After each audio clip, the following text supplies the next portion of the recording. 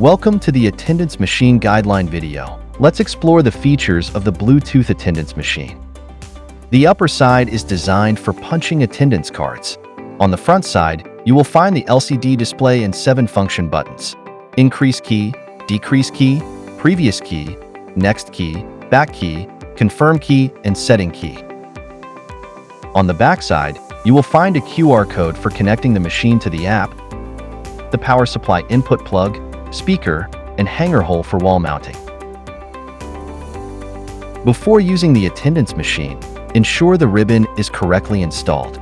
Open the transparent cover and check that the ribbon ink is properly positioned between the steel plate and the print head. If the ribbon is not in the correct position, please set the ribbon in the proper position and then adjust the ribbon ink using the ribbon wheel.